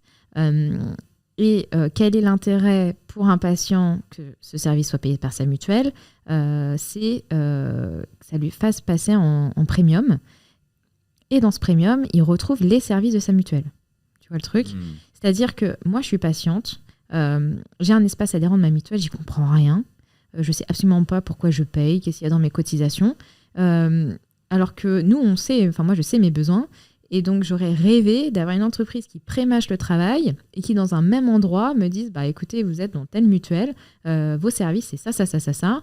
Et du coup, de faire des liens vers deuxième avis, vers la téléconsultation, etc. Et c'est ça, Mapato Plus. Donc, c'est les mutuelles aujourd'hui qui nous rémunèrent. On a pas mal de clients, ça fonctionne très bien. Je pense que mon espace santé va aussi énormément aider dans cette démarche. Donc, soit la mutuelle parle de nous dans l'espace adhérent, soit en fait, quand tu te crées un compte sur Mapato, on va te demander ta mutuelle. Et si à un moment, on signe avec ta mutuelle en tant que partenaire, tu vas être tout de suite upgradé en Mapato Plus. Donc ça, c'est ce qu'on propose. C'est le plus gros de notre business model et c'est vraiment ça qu'on veut pousser parce que ça a une telle valeur pour tout le monde que du coup, c'est vraiment ça le cœur du réacteur. On fait aussi du contenu, c'est-à-dire qu'on est reconnu pour nos contenus, on fait beaucoup d'interviews, d'écrits, de livrets, etc. pour les patients. C'est vraiment notre capacité de pouvoir parler patients, de comprendre les besoins des patients. Donc ça, on écrit pour différents sites internet, pour des industriels, qui veulent du contenu, qui veulent diffuser à des patients. Donc ça a un sens aussi, c'est-à-dire que nous, on participe au-delà de Mapato à l'amélioration de la connaissance et de la compréhension des patients concernant leur pathologie, donc ça nous va parfaitement. Et notre dernière activité, c'est tout ce qui est du conseil, parce qu'en fait, on s'est rendu compte que nous, cette expertise du patient et des besoins des malades chroniques, au quotidien, nous, on est sur les réseaux sociaux, on est contacté par des patients, on sait quelles sont les difficultés, on a nous-mêmes dans l'équipe des patients. Et du coup, ça a beaucoup de valeur parce que ceux qui veulent créer soit des offres, des traitements, des startups, des applications, etc., souvent, ils ont des super idées, mais il manque ce dernier kilomètre qui est l'utilisateur, le besoin, comment on lui parle, etc. Et pour la petite histoire, c'est que dans cette offre de conseil, on a été contacté par l'assurance maladie au tout début, qui nous a dit « On veut créer mon espace santé, est-ce que vous pouvez nous aider justement à savoir ce dont ont besoin les malades chroniques ?» Donc c'est assez drôle et la boucle est bouclée. C'était déjà une première reconnaissance. Ouais, c'était déjà une belle reconnaissance. Est-ce que, et là, je suis super intéressé d'avoir ton avis parce qu'il y a ta casquette, tu vas pouvoir avoir une réponse avec ta casquette DRH et entrepreneur de santé. Est-ce qu'il n'y a pas un modèle à aller chercher dans l'entreprise ? Je te pose la question parce que, en fait, tu l'as dit tout à l'heure, finalement, tu as eu des problèmes de santé dont une partie, certains, étaient liés à ta surcharge de travail, enfin liés à l'entreprise. On ne jette pas la pierre à l'entreprise. Je veux dire, aujourd'hui, pour que les entreprises tournent, il faut aussi des gens performants. Mais en tout cas, je pense qu'on arrive dans une phase où on se questionne beaucoup sur la reconnaissance de l'entreprise vis-à-vis de son employé. Aujourd'hui, la reconnaissance, elle se matérialise sous forme d'avantages. Ça monte jusqu'à du wellness, accès au sport, etc. Mais en fait, finalement, très peu la santé. Alors que c'est quand même le gros sujet de l'entreprise, c'est la santé. La santé, généralement, elle se limite beaucoup au rapport avec la médecine du travail. On parle beaucoup de sédentarité, il y a pas mal de choses autour de la sédentarité. On commence à parler de santé mentale. Mais est-ce que pour Mapato, il n'y a pas quelque chose à aller chercher au sein de l'entreprise, sachant qu'aujourd'hui, des gens atteints de pathologies évidemment, la plupart travaillent, ils sont dans une entreprise. Tu y as réfléchi, j'imagine, comment est-ce que tu vois ces choses, sachant que tu as été DRH, donc tu as cette capacité à te mettre dans la tête de, alors c'est horrible, mais l'acheteur potentiel, puisque j'imagine que ça passe par les RH. Écoute, j'ai parlé des mutuelles et des assurances, mais derrière, il y a les entreprises. Donc du coup, nous, quand on vend un Mapato Plus, on peut le vendre à une entreprise ou à la mutuelle de cette entreprise. Et effectivement, aujourd'hui, il y a 2/3 des salariés qui sont concernés par la maladie. Donc il y a la moitié qui est malade et l'autre moitié qui est aidant de malade. Et en fait, cette problématique de la maladie, elle est partout. Et globalement, on s'est posé la question de comment on pourrait justement amener de l'information, parce que tout ce qui est burn-out, effectivement, et puis on parle du burn-out parce que c'est lié à l'entreprise, mais il y a plein d'autres pathologies. Et en fait, aujourd'hui, certains de nos clients sont des entreprises qui, dans le cadre de leur politique d'une meilleure prise en charge des malades, en fait, aujourd'hui, c'est très compliqué de parler santé parce que voilà, on n'a pas le droit, on risque la discrimination si on parle pathologie, etc. Et donc, du coup, les employeurs ont cette responsabilité, mais ne savent pas comment l'aborder. Et en offrant de façon anonyme et gratuitement un Mapato Plus, ils disent, voilà, moi, je prends en considération votre santé. Je sais qu'il y a énormément d'entre vous qui sont soit malades, soit aidants de personnes malades. Donc, on vous offre cet accès. Ce qu'on essaye de faire, c'est travailler avec la médecine du travail qui, justement, eux ont l'information quand ils ont les visites de savoir les pathologies des personnes et puissent dire, voilà, pour information, votre entreprise vous met à disposition cet accès. N'hésitez pas, voilà, tout est anonymisé. Et vous allez trouver des médecins, vous allez pouvoir créer votre parcours de soins, vous allez pouvoir déménager.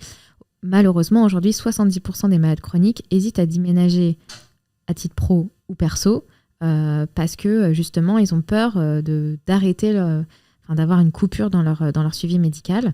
Et donc, du coup, c'est un gros problème pour l'entreprise. Donc, oui, effectivement, et aujourd'hui, les entreprises nous écoutent et sont vraiment pour proposer cette offre. La médecine du travail n'est pas un problème. Mais se limiter à la médecine du travail pour mesurer la santé des collaborateurs me semble un peu modeste. Et donc, on parle de plus en plus de préventif et non de curatif. La médecine du travail a plutôt une vocation potentiellement curative. On essaie juste de déceler un problème pour le soigner. On fait très peu de prévention, si ce n'est rappeler qu'il faut bien se tenir droit, etc. Je me tiens d'ailleurs pas assez droit, etc. Mais ma question, c'est effectivement, est-ce que c'est pas tout ce panel de nos services n'est pas la nouvelle médecine du travail, la nouvelle génération de médecine du travail? C'est une question. Que je vais répondre sans y répondre. Je pense que si on attend de la médecine du travail de gérer la santé des salariés, on est mal barré. Parce que globalement, c'est des personnes qui sont, ils gèrent énormément de salariés. Il y a un problème de modèle. Ils les voient très peu. C'est pas la faute du médecin, c'est pas la faute de la médecine du travail dans son ensemble, c'est pas la faute de l'entreprise, c'est juste peut-être le modèle. Écoute, pour moi, déjà, il faut repenser l'entreprise. Et du coup, je pense qu'un salarié heureux n'est pas un salarié qui travaille 12 heures par jour. Et du coup qui passe énormément de temps dans ses transports, qui du coup récupère le week-end pour faire ses courses et toutes ses activités personnelles, qui est obligé de poser des RTT pour aller chez le médecin. Tu vois, c'est globalement aujourd'hui chez Mapato, on est très sensibilisé à cette question et en fait personne ne pose de congé pour aller voir des médecins. T'as un rendez-vous médical mais tu y vas. Et n'importe quelle heure. Vraiment, t'es complètement autonome. On est en full remote. Ne dis pas trop, j'aimerais qu'on en fasse un chapitre tout à l'heure. Vous êtes en full remote. Voilà. On s'arrête là si ça te va. Non, mais je suis désolé parce qu'en fait, je fais des interventions. Peut-être qu'il faut laisser les choses couler, mais j'aimerais qu'on en fasse un bloc dédié. J'aimerais te laisser qu'on termine juste sur l'entreprise. J'ai un petit temps de respiration après et après on parle là-dessus si ça te dérange pas. Ok, ça me va. Tu vois, ça me fait mon fil conducteur. Les gens qui m'écoutent disent mais qui te dire mais laisse-la parler s'il te plaît. mais peut-être juste pour finir sur l'entreprise. Ok, c'est intéressant ce que tu dis. L'entreprise doit être repensée. En fait, aujourd'hui, je te dis ça parce que nous ici on observe ce qui se passe et on observe en dehors des frontières. Et en fait, aux États-Unis, et tu vas me dire que le système de santé n'est pas le même et le système de santé français n'a rien à envier avec le système de santé américain. Mais aux États-Unis, alors, tous les gens de la tech te diront les États-Unis ont 10 ans d'avance. Et en fait, j'ai l'impression que ça se passe aussi aujourd'hui en santé. Il n'y a aucun problème à voir rentrer des solutions e-santé dans l'entreprise, financées par l'entreprise. fertilité, santé mentale, accompagnant, etc. En France, je serais incapable de te citer, si ce n'est des boîtes en santé mentale, mais il y a un retour de bâton puisqu'il y a un taux d'adoption très bas qui fait que les DRH commencent aujourd'hui à se dire, vous voyez, en fait, la santé n'a pas sa place d'entreprise. J'aimerais avoir ton avis là-dessus aujourd'hui. Toi qui en plus parles avec des médecins qui sont, je pense, à fond pour pas y aller, des patients qui doivent te dire à fond, faut y aller. Qu'est-ce que tu dirais aux DRH aujourd'hui qui, pour une grande partie, sont soucieux certainement du bien-être des collaborateurs, mais ils sont contre, où on renvoie un peu la balle aux collaborateurs en disant c'est pas à nous de plugger des solutions dans la boîte, c'est à vous de les utiliser à côté et en dehors du cadre professionnel. Écoute, c'est très compliqué de parler santé parce qu'il y a des implications légales et juridiques énormes. Parce que ça peut être de la discrimination, ça peut engendrer... il y a des arrêts maladie, il y a des arrêts longs, il y a la maladie. Globalement, tacler le sujet de la maladie au sein de l'entreprise, franchement, j'ai pas trouvé la solution. On me le pose souvent en disant, est-ce que dans mon premier entretien, je dois parler de la maladie ? Et en fait, c'est assez significatif. Moi, je reçois souvent des personnes qui m'appellent, qui me disent, écoute, je l'ai jamais dit pendant un entretien, mais je vais te dire et je suis malade parce que je sais que tu me comprends et je vais pas être jugée. Mais tu vois, c'est une vraie question. Et franchement, j'ai pas de solution. Beaucoup de tabous. Souvent lié autour de la santé, grossesse, maladie, etc. Oui, mais parce que du coup, on a cette image de l'entreprise où il faut être tout le temps performant, où globalement, être malade, c'est être faible, et donc du coup, ralentir l'entreprise, alors que finalement, pas du tout. Ou des salariés qui ne veulent pas que leurs entreprises leur offrent des choses parce que c'est intrusif. Et puis, il y a la mutuelle aussi, qui est obligatoire aujourd'hui, payée par l'entreprise. Donc, les entreprises disent, écoutez, le sujet santé, c'est bien, je paye une mutuelle très chère. Je paye la moitié, voire 100% de votre prise en charge. Donc, voilà, c'est à la mutuelle de faire. Donc, effectivement, j'ai pas la solution. Je sais que c'est un gros sujet. Mais quand j'étais RH, j'étais très mal à l'aise. Quand moi, j'étais pas bien, j'étais aussi mal à l'aise en tant que salarié. Donc, voilà. Moi, mon conseil, c'est que, mais du coup, comme je suis moi-même malade et que je le dis, forcément, les gens ont beaucoup moins de difficultés, mais chez nous, il n'y a pas de tabou. Et en fait, du coup, on parle des maladies, moi, je dis, j'ai une IRM, je ne serai pas là, j'ai eu ça, là, je ne suis pas bien, je suis malade, et on se le dit. Et c'est OK. En fait, le truc, c'est qu'on ne peut pas être différent. C'est pas parce que tu mets un tailleur le matin que tu vas être différent. Et le fameux costume où je me déguise, t'as beau te déguiser en salarié, finalement, au fond, t'es le même, quoi. Ouais. Donc, et malheureusement, la maladie, tu la laisses pas au vestiaire quand tu arrives le matin. Donc, ça fait partie de ta vie dans l'entreprise en tant que salarié. Et effectivement, aujourd'hui, c'est compliqué au niveau de la législation et de tout ce qui existe, des solutions au niveau des RH qui sont pas du tout à l'aise avec ces sujets. On se rapproche de la fin. J'ai énormément de sujets à aborder avec toi. Je suis très frustré. Mais on se rapproche de la fin. Mais je voudrais, avant de parler des deux derniers sujets, te proposer un petit exercice. Tu le sais, ici, on a pour habitude de faire ce petit exercice de projection. Donc, si tu l'acceptes, on y va. Allez, on y va. Jingle.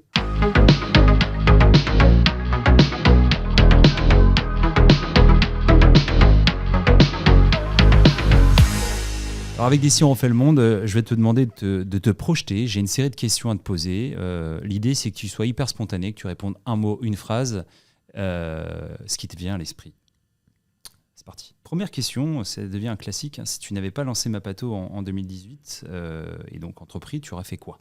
Écoute, je pense que je serais restée RH, potentiellement salariée, et j'aurais gravité d'entreprise en entreprise en montant dans l'échelon au fur et à mesure. Si tu avais été nommé député cet été, tu sais qu'on était dans un contexte électoral, ce serait quoi la première loi pour laquelle tu te serais battu et que tu aurais essayé de faire passer ? Je viens d'intégrer France Asso Santé justement pour travailler sur ces sujets-là. C'est les questionnaires médicaux quand tu prends un prêt immobilier. C'est-à-dire qu'aujourd'hui, en fait, tu peux être diabétique de type 1. Déjà, tu as des difficultés, il y a plein de postes qui te sont, d'études qui ne te sont pas accessibles. Tu peux être cadre, toucher 20 000 euros par mois. Quand tu fais ton questionnaire de santé, malheureusement, en fonction de tes pathologies, on peut te refuser l'assurance, ou en tout cas que l'assurance coûte tellement cher que globalement, tu dépasses le taux d'usure et donc tu en es pénalisé. Et c'est quand même complètement fou. Nous, on a fait des études et la grande majorité des patients mentent sur leur questionnaire de santé. C'est-à-dire que si demain, on ment sur ce questionnaire de santé et qu'on a un problème de santé, eh ben, on n'est pas assuré. Donc, globalement, tu payes des années une assurance qui, de toute façon, ne t'assurera pas. Et donc, globalement, il y a eu énormément d'évolutions. Je connais très bien le sujet, il ne faut pas me lancer là-dessus. Mais en fait, il y a eu la loi Lemoine qui, justement, au-dessus, tous les prêts en dessous de 200 000 euros sont exemptés de questionnaire de santé. Tout le monde s'est caché derrière ça en disant « mais c'est génial, c'est bon, vous n'allez quand même pas vous plaindre, on a eu une grosse évolution ». Aujourd'hui, avec le recul, on s'aperçoit que c'est entre 15 et 25% des cas uniquement qui sont dans cette disposition. Donc, vu différemment, il y a quand même aujourd'hui encore 75 à 85% des prêts immobiliers pour lesquels il y a un questionnaire de santé et donc une discrimination quand on est malade chronique. Merci pour la phrase. Si tu devais tout reprendre à zéro, tu ferais quoi différemment, Mapato ? Je pense que j'aurais moins peur. C'est-à-dire que effectivement, j'ai eu besoin de reprendre mes études. Enfin, je ne l'ai pas dit, mais j'ai fait un double master à Centréal à l'ESSEC pour me dire que personne ne pouvait rien me dire sur mes compétences financières parce que je maîtrisais tout. Donc j'ai quand même passé un an et demi à consolider mon château parce que j'avais vraiment l'impression d'être sur du sable et en me disant mais en fait du jour au lendemain on peut juste me dire bah en fait ciao madame, tout ce que vous faites on le détruit. Et j'avais tellement peur de ça, j'avais tellement peur de créer un espoir auprès des patients et finalement de ne pas avoir bien tout pensé et bien tout consolidé au niveau juridique, etc. Et je pense que j'aurais pu aller plus vite et plus fort si je m'étais posé moins de questions et j'avais eu moins peur. Si tu devais te consacrer à 100% à une des tâches suivantes, que le marketing, que le produit, que la finance, que les RH dans ta boîte, tu ferais quoi ? Les RH. Parce que en fait, mon gros kiff le matin, c'est de voir mon équipe. C'est les visios, c'est les séminaires. Tu vois, là, on va à Disneyland en fin d'année. On est trop contents. On va se faire... comme on a créé Yago, bah, on va aller chez Aladdin.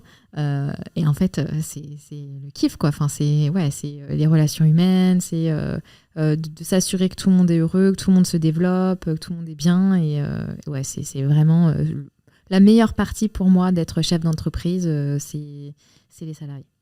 Avant-dernière question pour préparer la prochaine et dernière partie. Vous voyez, je me mets la pression moi-même, je suis désolé, on a le temps nous est compté et je vois quelqu'un qui me regarde étroitement, qui me fait des signes depuis tout à l'heure. Salut Léa.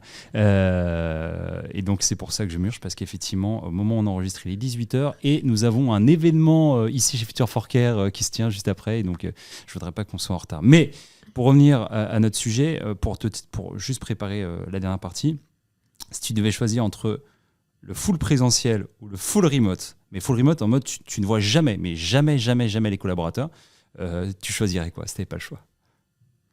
Écoute, c'est compliqué parce que moi, je ne peux pas faire du full présentiel. Aujourd'hui, je suis épuisée. Franchement, je ne tiendrai pas la cadence. Retaper 1 heure de trajet le matin et le soir et arriver, faire des 8h, 20h, franchement, ce serait hyper compliqué. Donc malheureusement, je serai en full présentiel et puis je verrai leur bouille sur la visio. Et, tu feinterais. Tu dirais rien à personne et puis tu feinterais. Ouais. Comme beaucoup de gens, je crois, aujourd'hui, en fait, malheureusement, qui sont censés être en full présentiel et qui feintent, malheureusement, pour pouvoir prendre des distances, télétravailler, etc. Écoute, moi, je serai en full remote, mais je feinterai pour voir les gens. Ouais. Un robot dans la boîte. Un robot avec ta tête pour montrer que tu es là. Ouais, et puis on se ferait des gros séminaires sympas. Alors, si je pouvais exaucer ton vœu le plus fou, ce serait quoi ?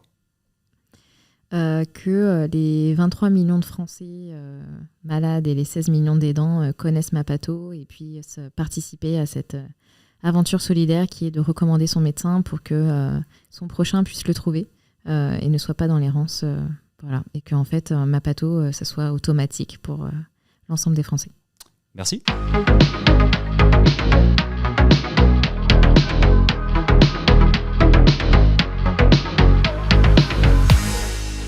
Le sujet tant attendu, on l'attend depuis le début. En fait, il y a beaucoup d'attentes là-dessus, donc j'espère que tu vas être hyper bonne parce que je l'ai dit au début du podcast, je l'ai redit à plusieurs reprises, j'ai envie de parler avec toi d'organisation. Ce sera le dernier bloc de ce podcast. Moi, c'est quelque chose qui m'a vachement interpellé, mais plus parce que ça apporte aussi pas mal de réflexions, c'est l'organisation de Mapato. On le disait tout à l'heure, vous passez le stade des 10 collaborateurs, il commence à y avoir un peu de monde, mais vous êtes en full remote. Culture très simple, lapsus, question très simple, comment tu arrives à créer une culture d'entreprise et un engagement avec des gens qui sont la plupart du temps chez eux et pas au bureau en train de se parler tous les jours. Alors, donc l'organisation de Mapato, c'est tout le monde chez soi full remote et on se voit 2 fois par mois à Paris toute la journée. Plus 4 fois par an, donc tous les 3 mois, on se fait un séminaire de 2-3 jours hyper sympa où on déconnecte et on fait des activités et on est ensemble. Et en fait, c'est ce temps de qualité. Au départ, on avait des bureaux et en fait, j'étais hyper frustrée parce que je passais mon temps dans une salle toute seule alors que j'avais mon équipe à côté qui voulait me poser des questions, etc. Mais c'était pas du temps de qualité. Tu vois, c'est un peu... j'ai ma meilleure amie qui vient d'avoir son bébé. Elle me dit, écoute, c'est hyper dur de le laisser à la crèche. Sauf que quand je récupère le soir, au moins, c'est du temps de qualité parce qu'on est ensemble et je fais pas d'autre chose à côté. Et en fait, c'est exactement la même chose qu'on a créé chez Mapato, c'est de se dire, quand on est ensemble, on est ensemble. Donc, on fait pas de réunion. On fait que du brainstorming ensemble, on déjeune ensemble, on ramène des gâteaux, on fait nos anniversaires, on fait des activités, etc. On fait Noël ensemble, etc. Et en fait, ça fédère.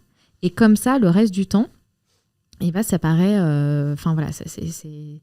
on se manque moins, en tout cas, et on se connaît, donc se voir en visio nous suffit. Il y a aussi quelque chose qui paraît tout bête, mais en fait, que je vois dans très peu d'entreprises, on se force à mettre la caméra.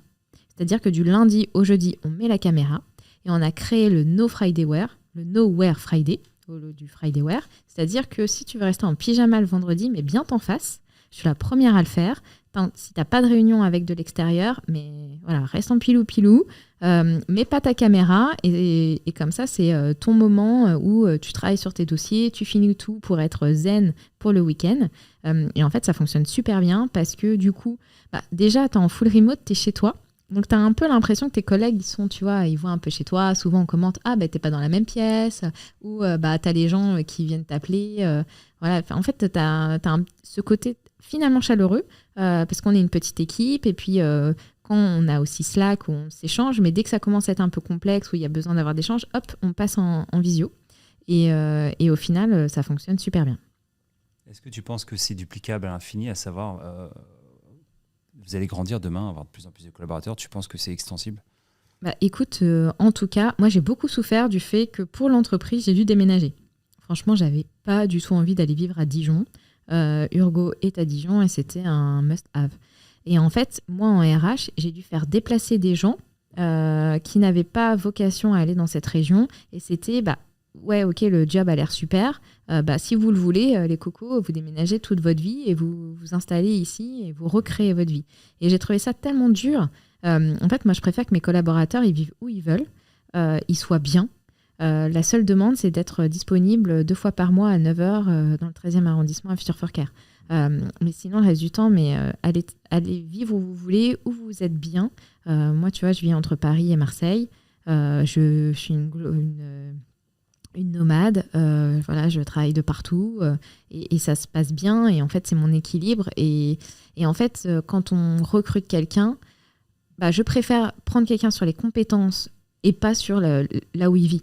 C'est-à-dire je me suis jamais posé la question non, alors lui il est génial, mais alors par contre il vit à Bordeaux, donc non, je vais pas le prendre. C'est un jour à son CV. Ouais, c'est pas ça. Et globalement, en tout cas moi je ne vois pas comment on pourrait repartir en arrière parce que effectivement on l'a vu, on a des personnes, principalement des stagiaires, qui ne voulaient pas venir chez Mapato parce qu'on est en full remote. Parce qu'effectivement, ça demande une organisation, il faut se lever le matin, il faut être un peu militaire parce que sinon tu pourrais lézarder toute la journée, faut avoir un endroit sympa chez soi, il faut être bien chez soi. Et tout ça, c'est quand même des critères qui font que tu es bien en télétravail.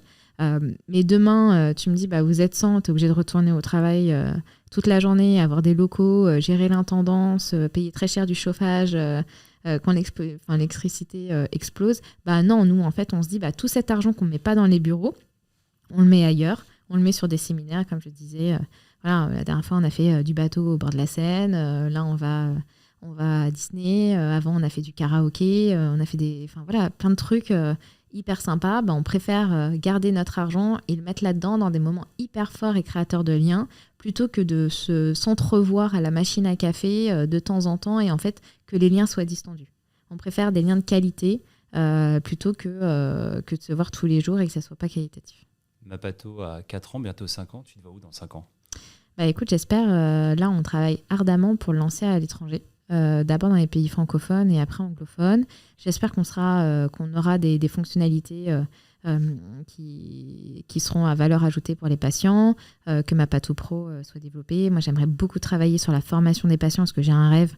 J'en ai plein, mais celui-là, c'est que de se dire que dès qu'on vient d'être diagnostiqué, au lieu d'aller chercher sur Google les informations, le médecin nous remette un QR code sur lequel on suit une formation concrète où on t'explique exactement qu'est-ce que ça veut dire cette pathologie, comment parler à ses proches, quels sont les facteurs de risque, comment mieux vivre avec la pathologie, quelles vont être les évolutions. En fait, qu'on te forme à ta pathologie parce que, contrairement aux médecins, moi, j'ai jamais choisi le monde de la santé. Eux, ils sont professionnels, moi, je le suis pas. Je suis pas une malade professionnelle.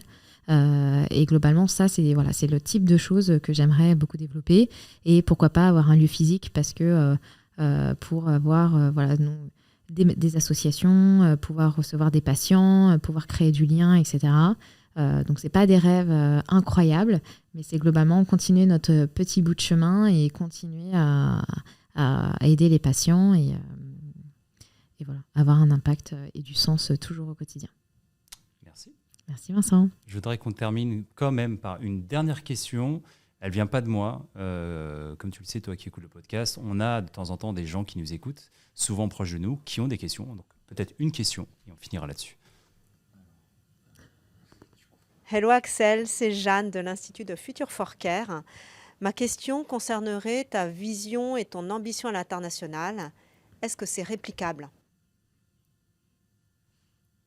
Merci Jeanne pour ta question. Oui, en fait, c'est complètement réplicable et on est en train de s'en rendre compte parce que là, on est en train de développer Mapato en Belgique, en Suisse, au Québec et au Maghreb. Et en fait, on ne l'a pas inventé. Je me suis pas réveillée à un moment en disant « Allez, hop, on se lance à l'étranger ». C'est qu'en fait, on a eu plein de messages de personnes qui soit déménageaient, soit des francophones qui avaient connaissance de Mapato par leur père ou qui trouvaient Mapato, qui nous ont dit « Mais s'il vous plaît… faites la même chose chez moi parce que je galère. » Et en fait, on a étudié la chose et c'est complètement réalisable. Et en plus, c'est réalisable depuis la France. C'est-à-dire que j'ai pas besoin d'ouvrir des bureaux partout. Nous, tout est en digital. Globalement, ça demande une traduction dans les pays dont on a besoin et peut-être des fonds, effectivement, pour se faire connaître dans les pays qui nous amèneraient certainement à faire une levée de fonds. Mais sinon, oui, complètement réplicable et on espère vraiment pouvoir satisfaire au moins la population francophone et puis après au-delà.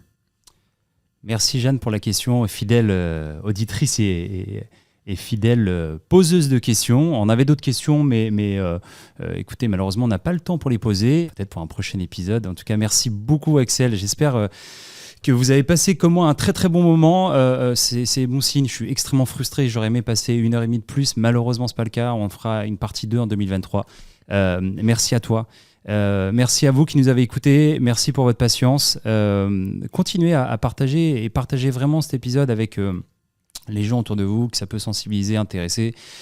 Je pense que ce serait utile pour Axel, pour Mapato. Nous, ce serait utile pour grandir aussi, on n'en est qu'au début. Voilà, mettez 5 étoiles sur Spotify, abonnez-vous sur YouTube, Spotify, abonnez-vous aussi à la newsletter parce qu'on retranscrit à l'écrit très régulièrement, enfin même systématiquement chaque épisode. Donc n'hésitez pas à vous abonner, n'hésitez pas à nous faire des retours aussi sur les axes éventuels d'amélioration. Voilà, merci encore Axel, merci à tous et à très vite pour le prochain épisode. Merci Vincent.